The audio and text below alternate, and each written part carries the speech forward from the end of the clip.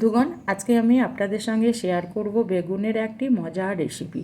এটা থাকলে বড় থেকে ছোট সকলেই আঙুল চেটে ভাত খাবে আর মাছ মাংসর কথা ভুলেই যাবে। আর এই জন্য প্রথমে আমি গ্যাসের মধ্যে একটা প্যান বসিয়ে দিয়েছি। প্যানের মধ্যে দিয়ে দিলাম কিছুটা সাদা তেল। এখানে আপনারা সর্ষের তেলও ব্যবহার করতে পারেন, আমি এখানে সাদা তেলটা ব্যবহার করেছি। আর এই গরম তেলের মধ্যে দিয়ে দিলাম অল্প একটু হলুদের গুঁড়ো। হলুদের গুঁড়োটাকে আমি তেলের সঙ্গে ভালো করে মিশিয়ে নিলাম।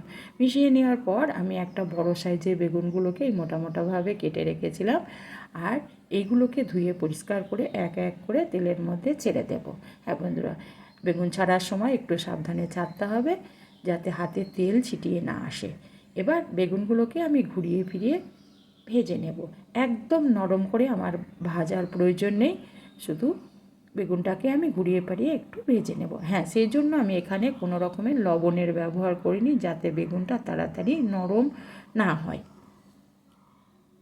এইভাবে ঘুরিয়ে ফিরিয়ে আমি বেগুনগুলোকে ভেজে নেব।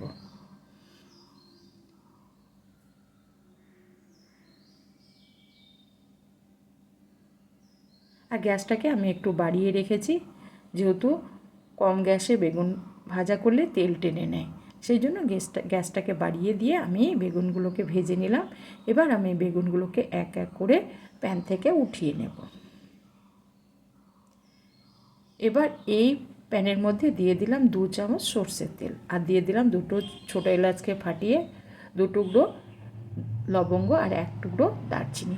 এগুলো একটু ভেজে নেওয়ার পর আমি এখানে দিয়ে দিলাম একটা বড় সাইজের পেঁয়াজ। পেঁয়াজটাকে এবার আমি নেড়ে চেড়ে ভেজে নেব। হ্যাঁ বন্ধুরা, এখানে পেঁয়াজটাকে পুড়িয়ে ফেলা বা বাদামি কালার করার প্রয়োজন নেই, পেঁয়াজটাকে আমি নরম করে নেব।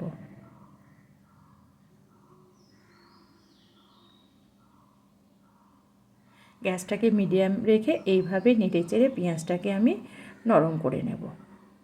পেঁয়াজটা আমার অনেকটাই নরম হয়ে গেছে। এই অবস্থায় আমি দিয়ে দেব 1 চামচ আদা রসুন বাটা। এবার আদা রসুনটাকেও আমি পেঁয়াজের সঙ্গে কিছুক্ষণ কষিয়ে নেব, কাঁচা গন্ধ যাওয়া পর্যন্ত। আদা রসুনটা আমার একটু কষিয়ে নেওয়ার পর আমি এখানে দিয়ে দেব একটা বড় সাইজের টমেটো। টমেটোটাকে আমি পেঁয়াজের সঙ্গে আদা রসুনের সঙ্গে কষিয়ে নেব।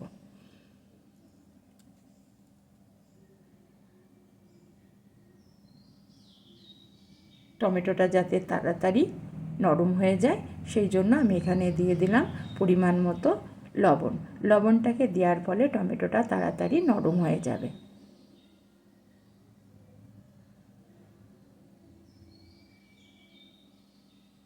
টমেটোটাকে কিছুক্ষণ কষিয়ে নেওয়ার পর দেখুন বন্ধুরা, অনেকটা একটু রসা রসা ভাব এসছে। আর আমার এখানে কোনো রকম জলের প্রয়োজন নেই, সেই জন্য আমি দিয়ে দিলাম পরিমাণ মতো হলুদ গুঁড়ো, 1/2 চামচ জিরে গুঁড়ো, 1/2 চামচ ধনে গুঁড়ো আর স্বাদ মতো লঙ্কার গুঁড়ো। ঝালটা আপনারা আপনাদের পছন্দ মতো বাড়িয়ে কমিয়ে দিয়ে নেবেন। এবার আমি মশলাটাকে ভালো করে কষিয়ে নেব।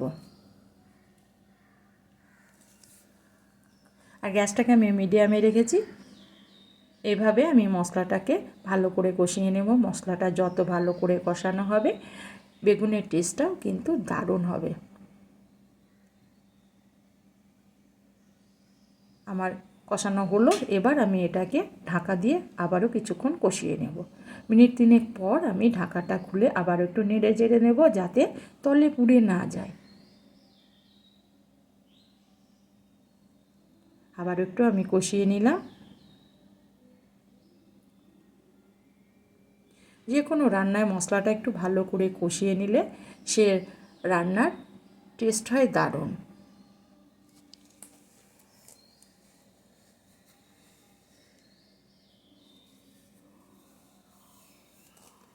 আমার মশলাটা ভালো করে কষানো হয়ে গেছে। এবার আমি এখানে দিয়ে দেব 1.5 কাপ মতো গরম জল। এখানে আমি ঠান্ডা জলের ব্যবহার করব না, যে কোনো তরকারিতেই যদি একটু গরম জলের ব্যবহার করা হয় তার টেস্ট কিন্তু খুবই ভালো হয়।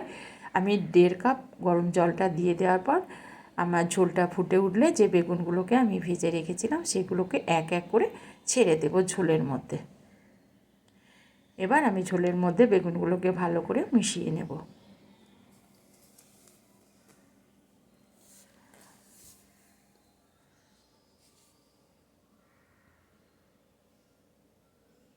এবার এটাকে আমি ঢাকা দিয়ে মিনিট 10 রান্না করে নেব মিডিয়াম হিটে।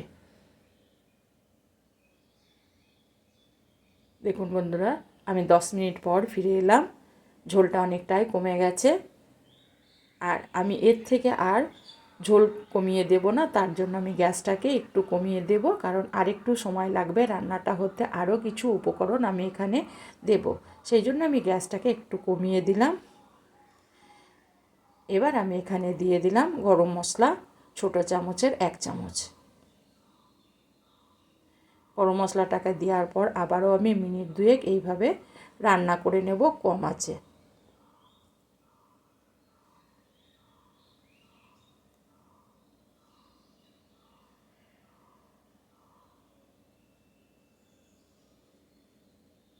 গরম মশলাটা দেওয়ার পর আমি 2 মিনিট আবারও রান্না করে নিয়েছি। এবার আমি দিয়ে দিলাম 1 চামচ ঘি।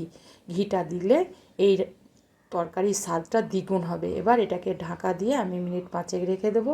তারপর বন্ধুরা, আমি ঢাকা খুলে দেখুন, এবার একটা প্লেটের মধ্যে গরম গরম আমি উঠিয়ে নেব। দেখুন মজাদার, যেমন দেখতে মজাদার তেমনি কিন্তু খেতে তেমনি মজাদার। এবার আমি এগুলোকে উঠিয়ে নিয়ে গরম গরম পরিবেশন করব। পুরো ভিডিওটা দেখার জন্য অসংখ্য ধন্যবাদ।